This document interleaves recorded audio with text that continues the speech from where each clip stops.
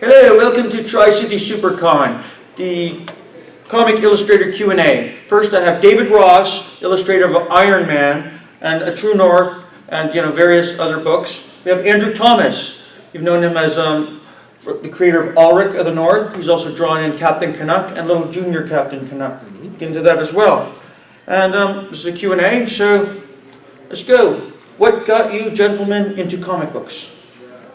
Okay, well, I loved them as a kid. I was reading tons of them. I had my favorite artists, and what's interesting is, as a kid, and during that time period at least, because I've been around for a while. So, back then, it was only a little group of nerds in a corner somewhere in any given room that were into comics, and everybody else was looking at them like they were from Mars. And so you'd have that little subculture in there, and we'd all love our comics, but I noticed after a while that even that little group actually broke down into two groups. One of them was like totally into the characters, and if they were Spider-Man fans, it was like they were diehards, and it didn't matter who was drawing Spider-Man, they'd always be there for Spider-Man. And then the other group were really into the artwork, and it was like they'd be dissecting the work, and if there were no credits on the book, they'd say, God, man, that's got to be Jack Kirby, and I'll bet you that's Frankie Okoye inking him. No, it says right there it's Dan Adkins. No, I'll tell you it was Frank. And so you'd have that group having their big arguments in their corner, and clearly I was in there having the arguments with the artist gang. I was really over there with the character-driven people. So I guess that was a pretty good clue early on that I was moving in the direction of the artwork, and eventually I got into it. I took animation at Sheridan College, loved animation, but my first love was comics, and it just pulled me back in. So that was it. I got bitten by the bug, what can I say? Awesome. Mr. Thomas. I can definitely echo a lot of that Dave said. In high school, there wasn't really a lot of places to fit in, at least for me. I couldn't find my space, so I found a lot of my time in the library reading their small selection of graphic novels. And I just read, they had a lot of Batman, so I was reading, Dark Knight Returns and Long Halloween, and then I started reading, one after another, and I just fell in love with it immediately. And then I didn't really get into collecting, until actually DC's New 52, so it was pretty recent for me.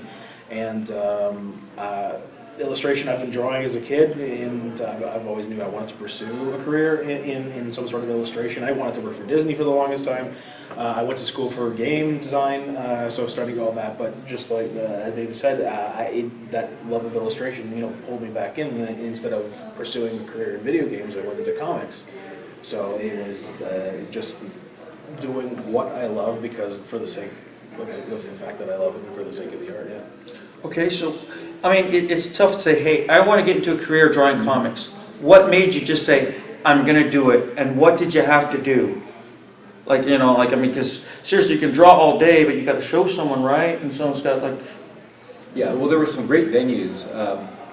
There were comic conventions, of course, and so once you get your work up to a certain point, you start showing it around, not necessarily to editors from companies, but at least to some of the artists, some of the pros, and get some feedback from them as to what you need to work on, because there's always stuff you need to improve.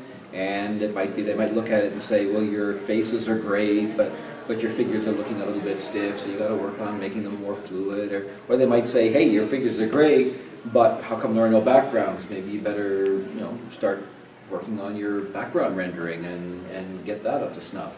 Or they might say, you're doing all of that, but your storytelling sucks. And so you got to work on thinking through a story properly and breaking it down into scenes. So all of that's great feedback to get from real pros. And so definitely I did that initially, and we had some terrific, I was in Toronto, that's where I was born, that's where I was raised. And Toronto had some terrific cons over the years, and so great opportunities to meet some of the pros, show some of the early work, get that refined. And of course, as a student, you're running around looking for books, looking for something decent, and so you just pick up whatever source material makes sense to you and study the heck out of it to learn how to do this stuff. Because really the skill set you need for this is very unique. It's very demanding because you have to be able to draw anything and everything under the sun and then some, and draw it convincingly.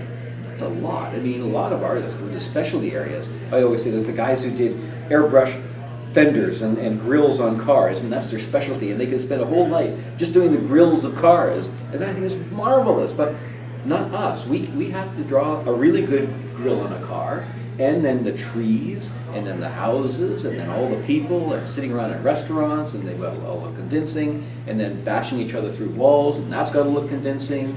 So yeah, it's versatility. We need the ultimate versatility in comics, and so yeah, you study and you train for quite a while.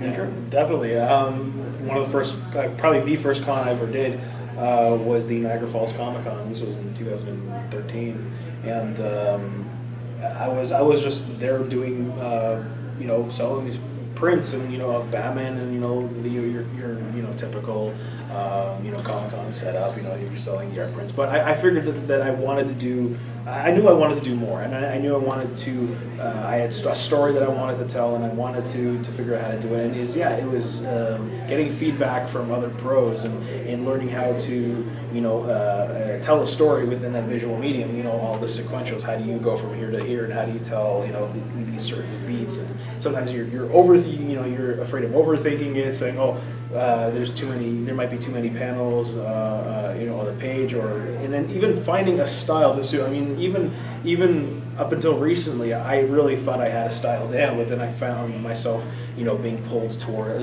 a different style. So I was practicing with that, and then you become second guessing yourself in that regard. But it's all. I find it really is all about networking, and it is about meeting new people, meeting new friends, new connections, and that's what I did. I did just pinups up until a certain point, until I wanted to do my own book, which I did, and then I shopped it around, and I got feedback from pros, and I even approached a few editors, and I got their honest truth, which I didn't want anything less. And then that kind of found my way to Chapter House, and then from there I got my start in the industry doing lettering, and it is a trade that I enjoy immensely, and then I kind of developed more jobs and more skills over time.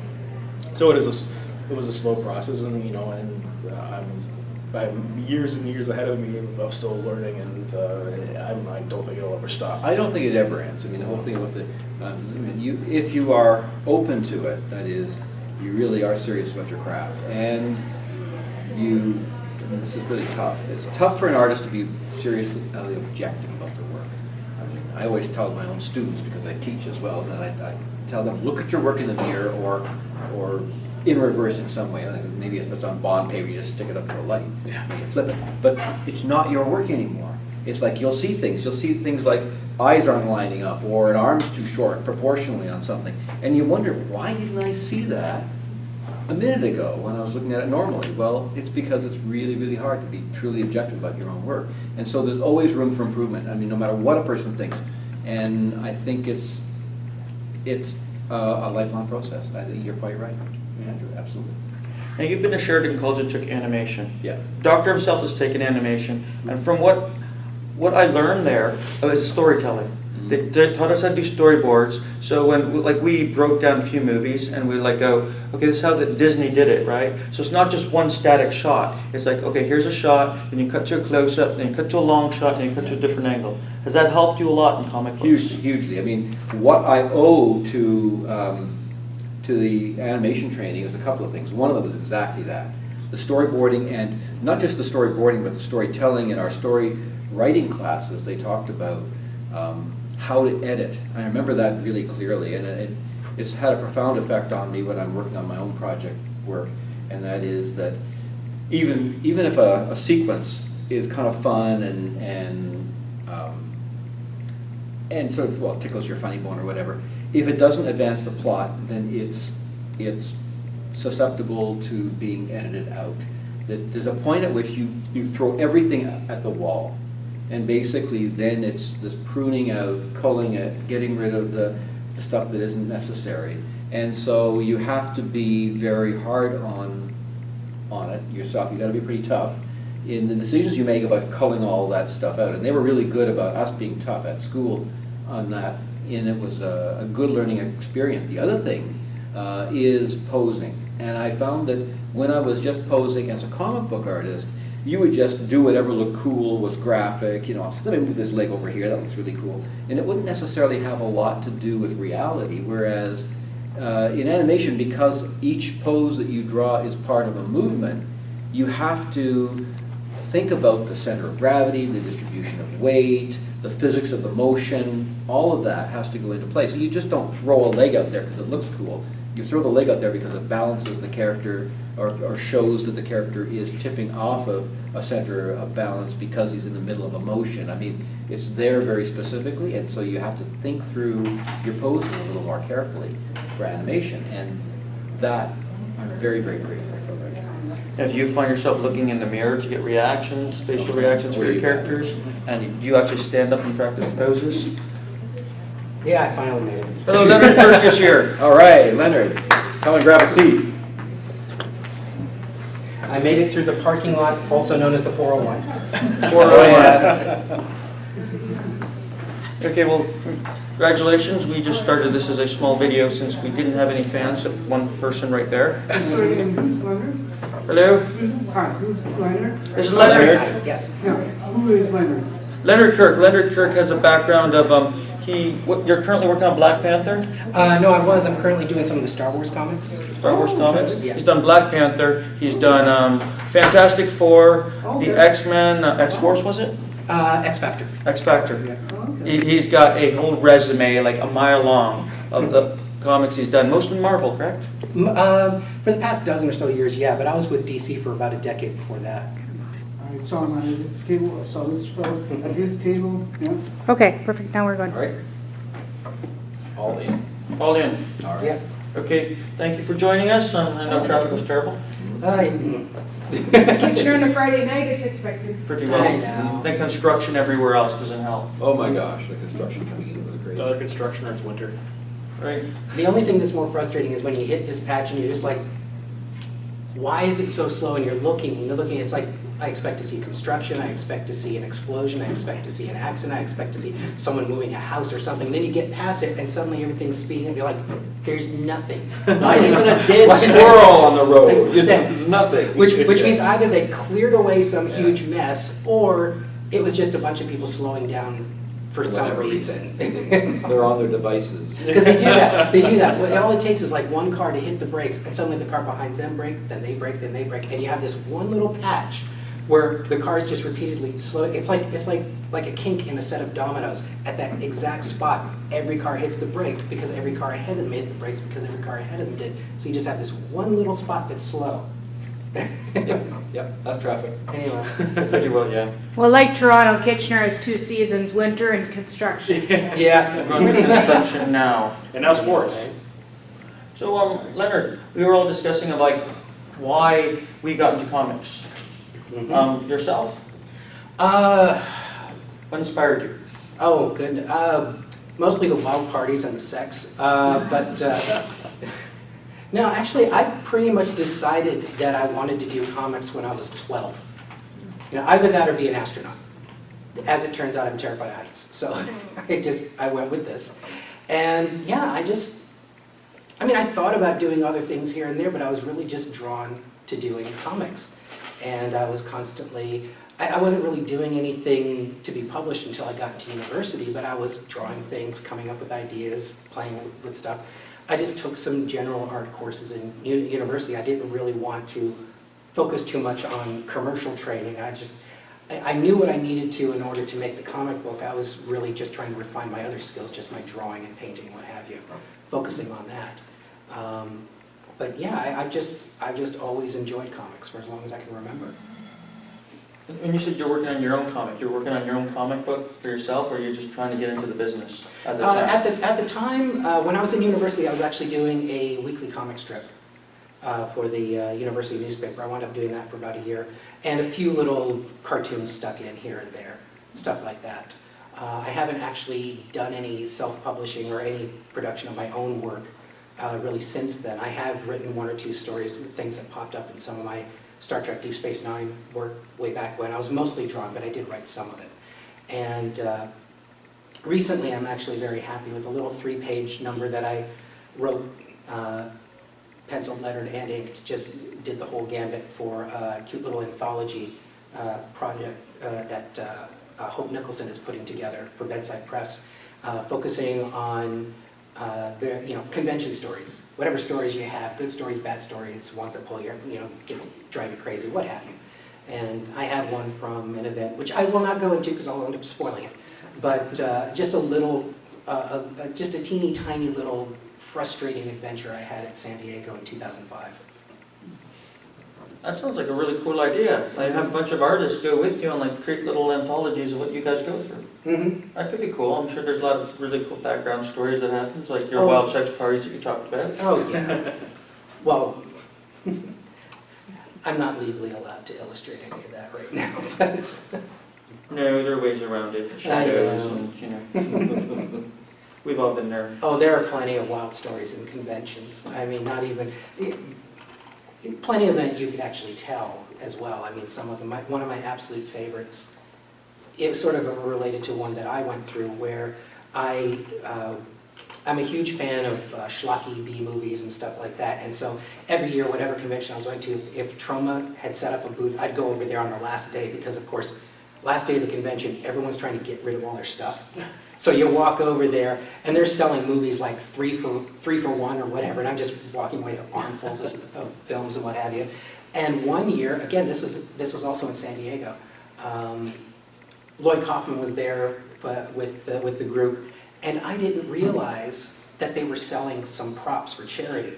So of course, by the time I got there, it was the last day. They only had 2 items left, and one of them was one of the Toxic Avengers mops from, I think, the 4th film. I'm not sure which one, and a severed arm from from a movie called Terra Firma. And I really wanted to get the mop, but then I realized I have to get that on the plane. So I went with the severed arm, because it's only like this big, it's pretty simple. And so I grabbed that, Lloyd autographed it for me, and I grabbed a couple movies and what have you. I didn't trust it to my check bag. I wanted to take it in with me, but I couldn't really fit it into my carry-on, so I just carried it on basically in like a grocery bag. So I just have this severed limb in a grocery bag, and I set it on the little belt as it's going through the x-ray machine, and here's this woman sitting there looking at this stuff, and I knew exactly when my bag was going through, because she just looking.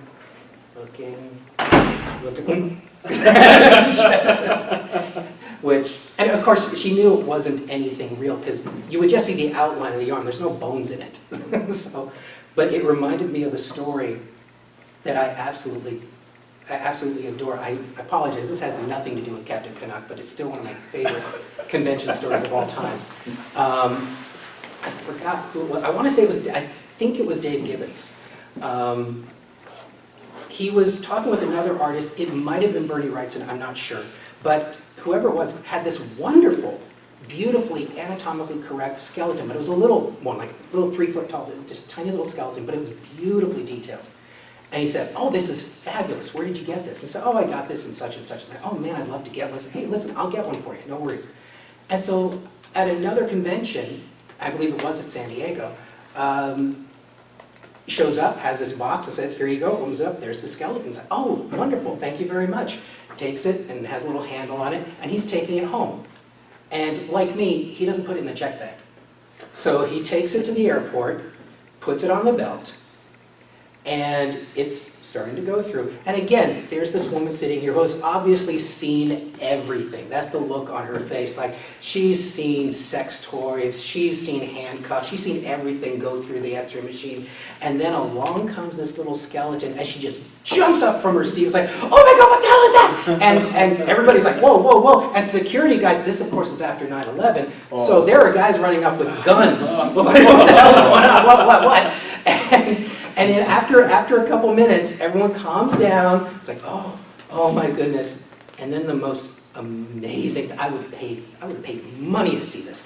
The most amazing thing happened. She's still kind of upset, but she's calming down. It's like, oh my goodness. And she turns to Dave and says, "Oh, I'm so sorry. How old was he?" Oh. Oh, that is just... Wonderful. Oh, man. Wow. What do you call that? Life as a comic book artist. As a former X-ray operator, because I used to work at the airport, Yeah. I wish I could experience that, because that sounded amazing.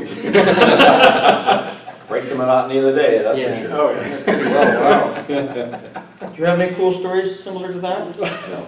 I'm not even gonna try. I'm No. not even gonna try. Yeah. You came up with a big one and now it just... Yeah, no. That's how you're supposed to do. Start with the best and then, end with your second best scene. Right? But,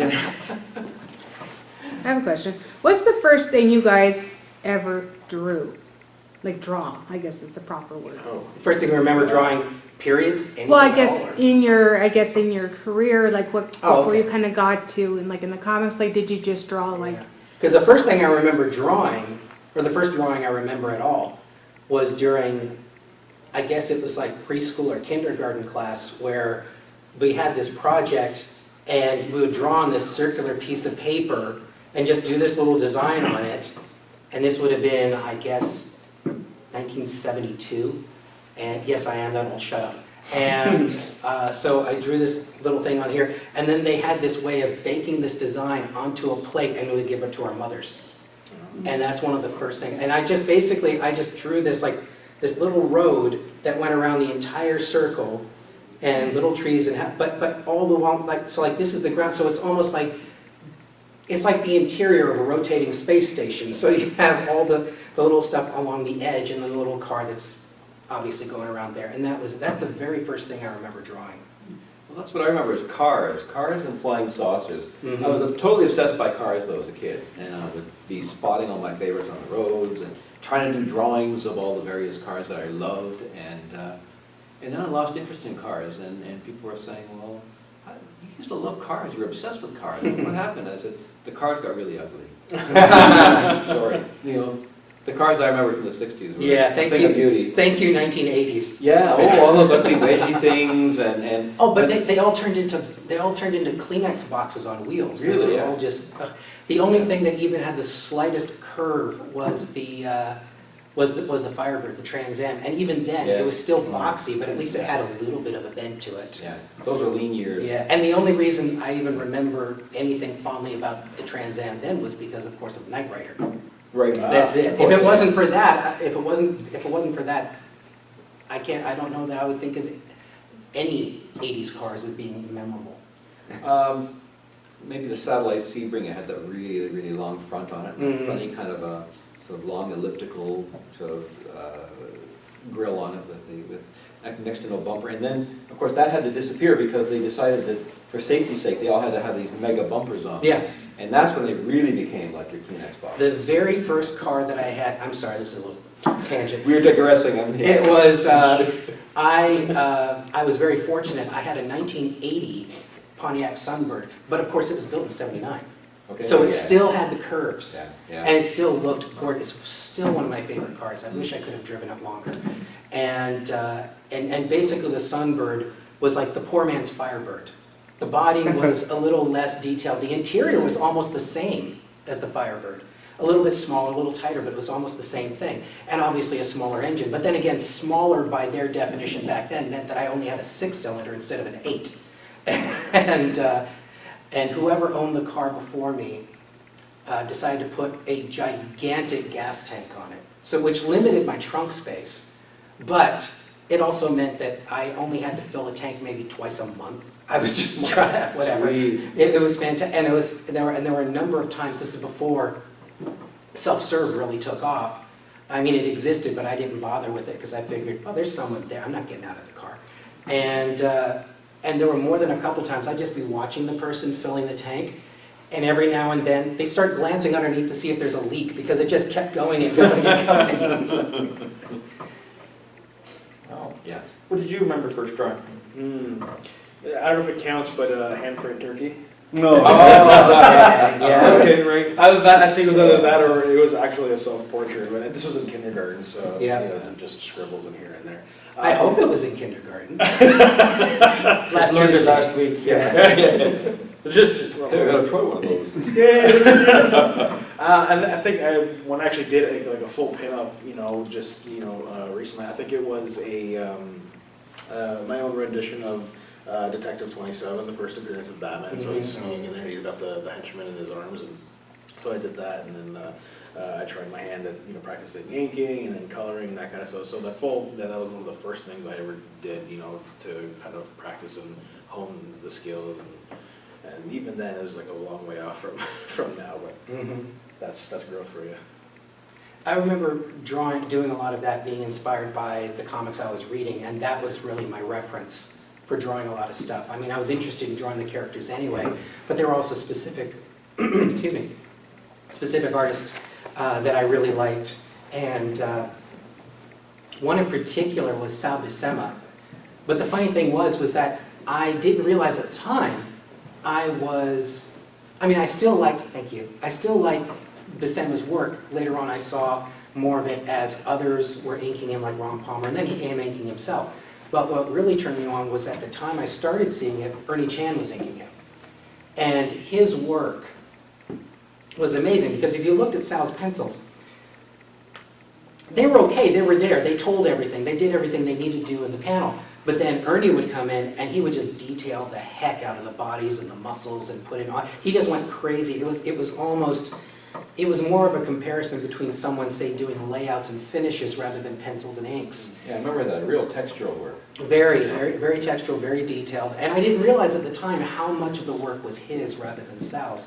But you bring up an interesting point, and one I hadn't really thought about that much until relatively recently, and that is that as comic book artists, what we did in those formative years when we were just learning how to draw and starting to learn our craft is we're taking advantage of something we don't even know we're doing, and most of us at least aren't aware of doing, and that is that we're imprinting all that great artwork that we're growing up with and loving so much in our minds. And so it's not like we're copying what those masters did in their work later on, but you have this whole library that's building up and building up in your head of scenarios and kinds of poses that you really liked, that you thought worked really well. And so you might do something that moves in the direction of one of those later on in your own work. And again, not a copy, it will certainly have your own nuances to it, but it will definitely be alluding to that original work. And I think that's something that we, in a sense, almost take for granted, we're not or are not even aware of, but is really important. And I say that again as a teacher these days, because I'm dealing with students coming in the door, some of which have a rich library already built up in their imaginations that they can tap into, and others that come in with next to nothing, that have no exposure at all. They're totally new to the whole scene. And I see the differences in terms of the struggles that they have. Obviously they're learning from ground zero. They are starting off to be able to come up with their own poses, and they're learning all the mechanisms of it that we can teach them. But without that library, that subconscious library in the mind to be able to draw on, it can be tougher. So I really am grateful for the era. I think both Leonard and I grew up in basically the same era, and there were some pretty amazing artists to imprint on. well, you also learned a lot in terms of, shortcut might be a bit of a dirty word, but I don't mind, I use it. But you learn tricks, you learn things where, of course, some of the artists, you start looking over their catalogs and you realize, holy crap, here are people working on 2 or 3 different titles at once. Not just writers, but artists working on 2 or 3 titles at once. How on earth do you do that? Well, of course, most artists don't draw quite as detailed as a number of the comics that you see today. Some did, but there were a lot of them that either that level of detail, if it existed, might have been passed on to the inker, or they simply just drew things more basic. They just said, I'm just going to tell the story, and here you go. But you also learned things about how to, like one of my personal favorite quotes that's still, I believe, attributed to Wally Wood, when in doubt, black it out. And I started drawing black and white comics. My first work being published was black and white. And I still love black and white. I love black. And it's so funny where even I mostly ink my own stuff today, but every now and then someone else will, and I still occasionally get a comment from an inker about, do you know how much ink I have to buy to do your pages? And I'm just, it's not my problem. But I love it because there are so many things you can do with black, not just in terms of setting the tone and the mood, but also getting away with faking detail. You can put stuff in there and allow the reader's imagination to fill in the gaps and say, oh, well, that's what's in the shadow. So I basically tell them, here's what's there. Here's what's in that darkness. They're filling it in. I don't have to draw it. There you go. And one of my, we were talking about con stories. I was at another convention where someone was flipping through my pages, and I did a fill-in on Tomb Raider years ago, and he found this one page that I'd drawn that he really liked. And it had one panel where someone throws a grenade, and of course, as in comic books and TV, as opposed to real life, people aren't blown apart by grenades, unless the writer says so. They're just thrown across a room or something. And so there's this explosion, and these two characters are thrown, and so there's an explosion in the background, and the two characters are thrown towards the reader.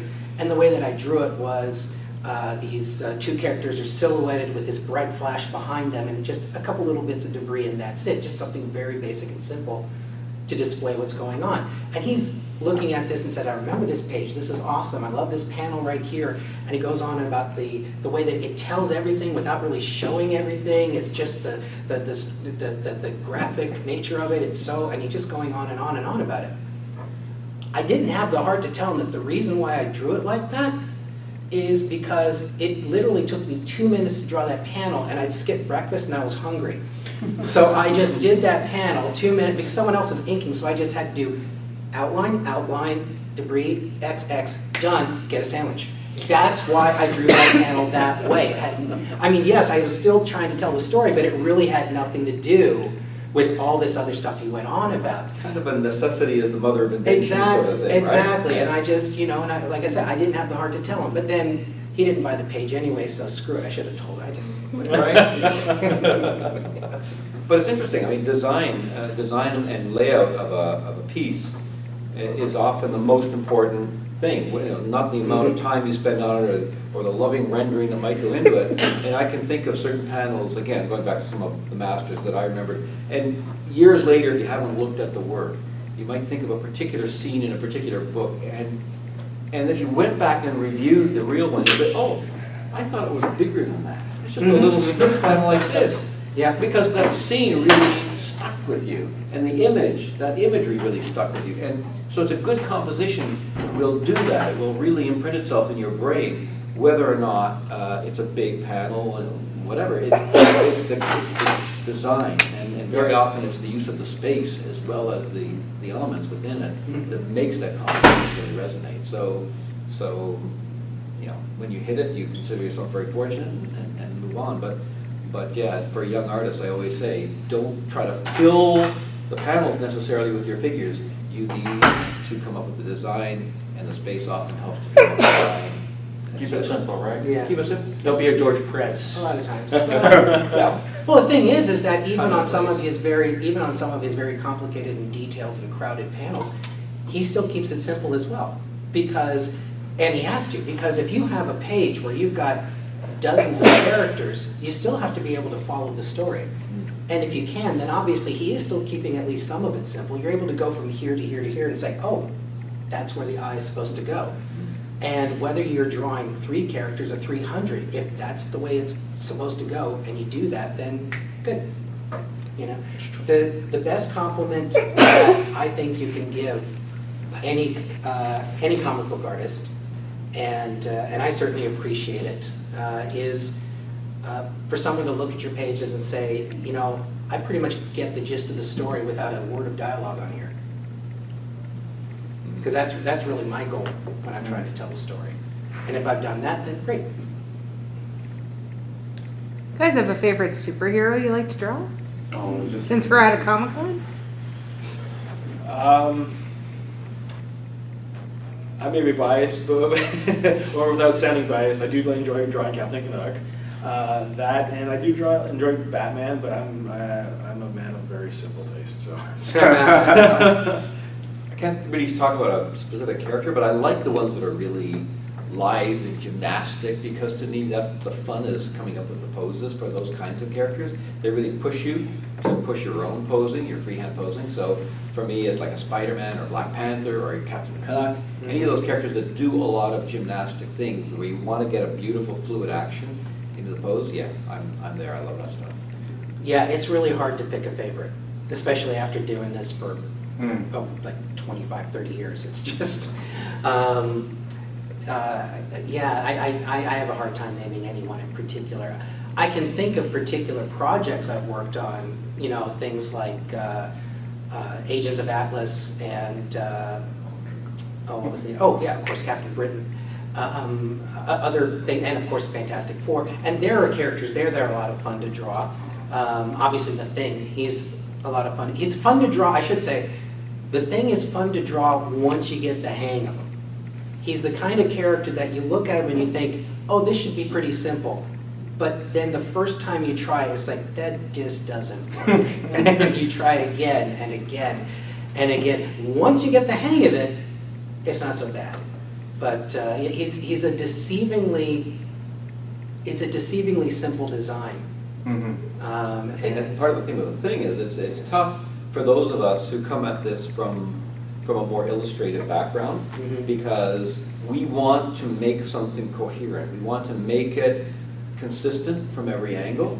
And The Thing is part cartoon to me. Right. Like, he is not the same from the side as he is from the front. The Yep. three-quarter top view is going to look a little different again. And so you have to get a sense of what works for that character, and not be so overwhelmingly consumed by trying to make everything perfectly consistent Right. from panel to panel. Now, let's say you're drawing his head, the Thing, Yeah. right? Do you try and keep the rock marks or wherever the lines in the same place, or you just like, whatever? There are a couple areas where I might keep the lines roughly in the same place, but for the most part, no. The lines I might try to keep in place are more to define certain shapes on the head. Like the way I draw them is I would accentuate the cheeks. Yeah, the You know, and cheekbones. I draw those lines in there. I do draw at least one or two, like a little crooked line under the nose to, you know, simulate the little. And we've got on whatever we've got on ours, and you can just get this little split right there, because it looks odd if you don't have that line there. It almost looks like a big blobby orange mustache or something. So you just put that little split there, and so yeah, there are a few little spots. I also not necessarily to keep the lines in the exact same spot, but to also be careful about how much detail to put in certain areas. Like on the top of his head, I usually put some of the largest rocks rather than doing really tiny ones. On the lower chin, I try to keep more or less just like one layer or one sort of row of rocks rather than bulking it up, because then it looks like a double chin, or it looks too round, or it doesn't give exactly what I want. And of course, there are different ways of drawing the brow. Some people like to draw this sort of blocky, almost like a brick brow that sticks out, whereas I would prefer something where it was more of an extension of the dome of the head and would sort of come out like a slope, and then, you know, just hanging over the eyes. Yeah, there are some areas in the body where I will define some of the lines. And of course, for the body itself, I will define things like roughly where the middle is, like for the chest and this and whatever, and then fill in some of those gaps. They won't be absolutely perfectly symmetrical, but I do keep it more or less there, especially during the layout stage, just to roughen the body.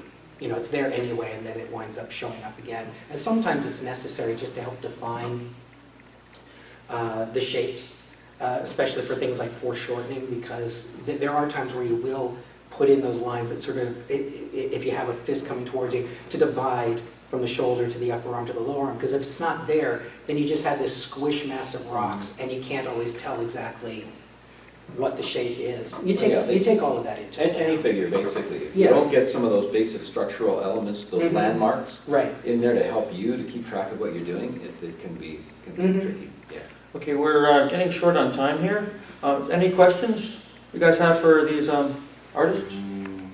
You told me at your table that you wrote this book of how to draw perfect Right. figure. So who taught you that? Did you just kind of? Oh, well, I mean, basically, the methodology, it turns out, has been around for a long, long time. Oh, okay. And the basic methodology is to start simple, with a simple, what we refer to as a mannequin figure, Okay. and then to build from there. Mhm. And we basically, I had one of my other instructors at the school I teach at who was into the history.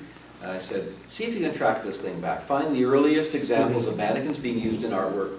And obviously way before the illustrators, because the illustrators didn't come up with it on their own from nowhere. It had to have been around in the fine art circles and within classical painters. And sure enough, he was able to find mid-1500s, one of the Italian painters who was doing a lot of workups. And a lot of those workups have survived to this day, and there they are, mannequins all over the place for all those paintings. And so the notion of being able to understand and sort out a pose through a simple form where you don't worry about anatomy, you don't worry about lighting, you don't worry about drapery, you don't worry about any of that stuff. You worry about getting the pose right, you worry about the masses being right in terms of blocking the character in, you worry about the foreshortening, all of those things you worry about, and then later you go back to the drawing and you do whatever refinements you need to do to it. And that methodology is in a nutshell what all of us use to be able to do this. Where did I find my source material? A little bit all here, a little bit there, a little bit somewhere else. I mean, there was that whole run of Bern Hogarth books. At the time, there were the amazing Andrew Loomis books, of which there are 3 or 4 terrific ones that I would mention. There was, I didn't ever see the other stuff. The school, where it was on the back of all the comic Oh, books. Joe Kubert? No, Oh, the the one other- before Kubert. What's it called? The illustrators, where the illustrators had those wonderful volumes that you could get, and they had a lot of the same stuff in them. Yeah. Yeah, the Loomis ones are the one I would, and some of them, a number of them have been reprinted recently, just the past few years, so you can look for them up online. For years, they were out of print. They've come out again, some of them, and the one that, if you're gonna look at any of them, the one I would check out is Figure Drawing for All It's Worth. But he has put out some other ones as well. Yeah. And, but the figure drawing book is awesome. Well, it's another con story. I bought my copy, I bought 2 copies of it at a used/antique bookshop setup in San Diego. And I had found one copy that I sort of considered my work copy because it was a little ratty. It was still in very good, very solid, but it had been printed like the 1940s or whatever. And it was sturdy enough shape. And I think I got that one for like, I don't know, $80, which was, I think, a steal at the time. And then I found another one that still had the original slip cover, and it was really nice. And I got that one for like, I don't know, 120, 150, whatever. It's a, this is my display copy. This is the one I keep by the desk. This is the one I put on the shelf. And, That's the one I really thumbed through. yeah, exactly. Well, but all of those books are great, but I always found it was always kicking a little bit from this one, a little bit from that, a little bit from someone, that there really wasn't a comprehensive how-to, step-by-step, all in one book. Right. And that's why I did the book I did, because I saw the need. Being a teacher, I was dealing with it firsthand every day, and so I put a book together that, to me, made sense for the students today and would take them through step by step. But I did start it with perspective. There's a whole first chapter on perspective, because if you're going to learn how to draw this kind of thing, you have to start with creating the illusion of 3-dimensional depth in a flat, 2-dimensional surface. And that is the first trick you need to learn. So I started with that. And then it was after that, okay, start to build the simple form. And there are little tips, like with my own students at my school, when I first come in, I say, show of hands. How many of you start with the head? And just about every hand goes up. Okay, show of hands. How many of you then, later on in the drawing, have to either redraw the head or just fight with that figure over and over again because you can't seem to get the head mounted on the shoulders properly, and all the hands go up? And I said, that's because in almost every pose going, the flow, the gestural flow, comes from the core of the body. That is the alignment of the torso to the hips. whether there's a twist or a bend or a curve through the figure. And if you start with the core, then everything flows out. The arms flow out of it, the legs flow out of it, and yeah, even the neck and the head flow out of it. Yeah. So it's just one of those little things that you just learn over time. Okay, thanks guys. The time is up, 'cause they're about to start the other panel. All right, 5 okay. minutes. Thank you, Leonard, Kirk, Yeah. Dave Ross, and Thank you. Oh, Andrew and by the way, Thomas. I believe that, was the title of this panel was Drawing Captain Canuck, I believe. So you know what, I'm gonna say right now, I love drawing Captain Canuck. There we go. Okay, so you kept it on screen. All right. So who's the panel next? oh, we'll get into that. Come visit these artists at the tables, see what kind of work they've got. Yep. Um, Yeah, I've already seen this guy's. check it out.